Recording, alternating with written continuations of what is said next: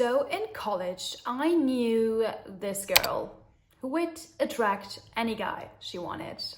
Literally pick and choose. I'm going to date this blonde guy over there, and that is exactly what would happen. She got the guy every single time. But guess what? 3 months in, 4 months in, she would struggle to keep them. The once loving guys, charming guys that treated her like a princess, all changed, seemingly overnight. They would fight, argue, eventually the inevitable would happen, the breakup. And soon after the breakup, most of the guys would get into committed relationships with a new partner. A little disclaimer here. There was nothing wrong with the girl. She was loyal, caring, witty, pretty, a charming girl all over. And obviously she would be devastated, crying, obsessing over the ex, saying things like, I should have known better. It always ends like this. But why was this her reality? Why did she attract this pattern over and over again? Especially if she's apparently this clever and pretty dream girl. And if you see yourself in that story that I told you, why do you attract negative patterns in relationships? First reason, the self-concept. Our self-concept is how we view ourselves in the world. It includes our dominant assumptions about ourselves, including whether we feel deserving of love and acceptance, if we're good at manifesting, and what situations we find ourselves in frequently.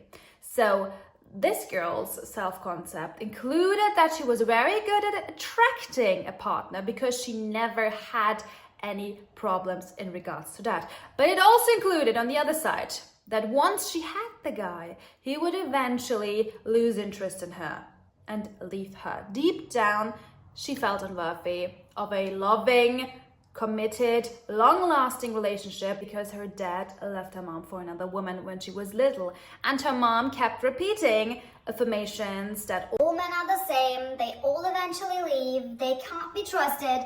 And even though she manages to attract a partner in the first place, she struggles to trust that the relationship will last, expecting them to eventually lose interest in her and leave her for another woman. And I will bet money that you too have self-concept problems regarding relationships if you find yourself in these kind of situations frequently, in undesirable situations frequently. Second reason, wrong focus. This wrong focus can occur while you have your SP, while you're together, or after you lose them, while you try to manifest them back. You focus more on him or her than on yourself. You are fixated on how they see you, on how lovable or valuable you are to them. How do you know that your focus is skewed? You say things like, he's not texting me. He is distant. I think he has someone else. He is not acting the way that I want him to act.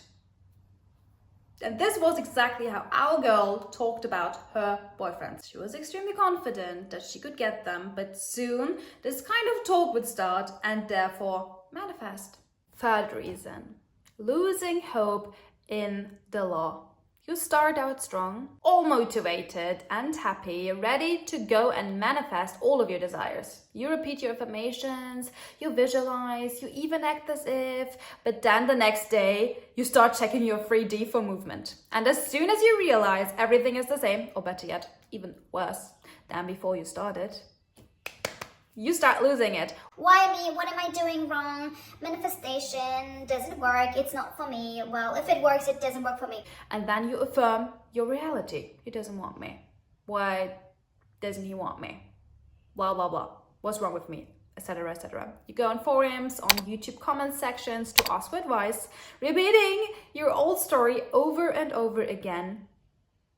Don't do this. I am looking at you. Don't do this. Be persistent in your manifestations. Don't waver. Stop wavering. Enough problem talk. Let's dive into the solutions. Well, first, the self-concept solution. Start by writing down all of the beliefs you hold about yourself. In some matters, a bad self-concept is very apparent. For example, if you have anxious attachment issues or abandonment issues, if you have obvious triggers, then your self-concept is obviously skewed in that regard. But sometimes a bad self-concept is more subtle, hidden almost. We think that we see ourselves as deserving of something, but then we struggle to manifest it. And in that case, I recommend a few sessions of shadow work to lay hidden childhood wounds open. And once you know your self-concept, you can start changing it through any manifestation technique of your choice, visualizing, affirming, journaling, acting as if, whatever, the replicate technique. The key to changing your self-concept is repetition and persistent. It was formed through repetition and persistent, and it can be and it will be changed for the better through these two things. Second, shift your focus. Now let's talk about putting the spotlight back on yourself. Instead of worrying about what others think of you or do, shift your attention inward. Yourself. Love yourself. Start by giving yourself some love. Remind yourself of your value and worth every day. Say things like, I'm extremely loved. I'm worthy. I deserve happiness.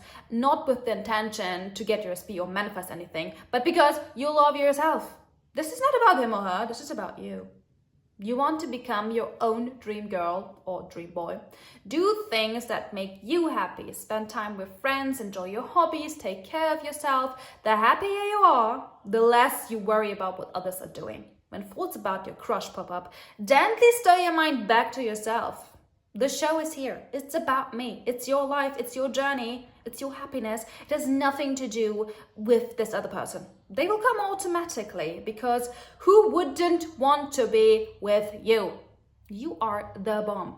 And if you do this every time your mind wants to obsess about your SP, in a short period, your mind will automatically stop giving you these constant thoughts. You are training your mind like it's a dog. It sounds totally wrong, but it is what it is.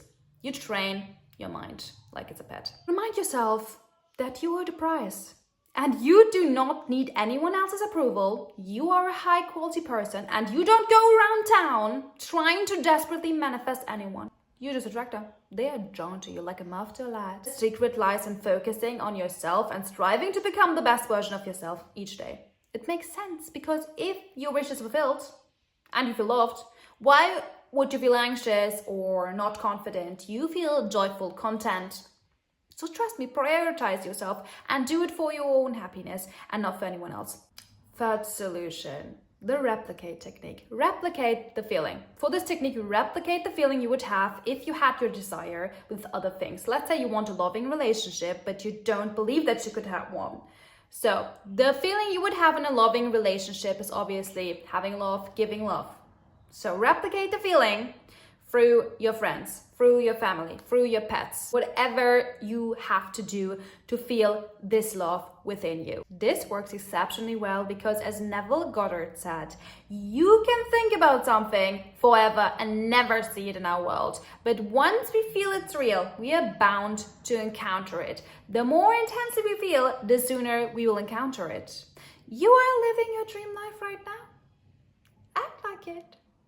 Like and subscribe if you want more content like this. I love you. Bye.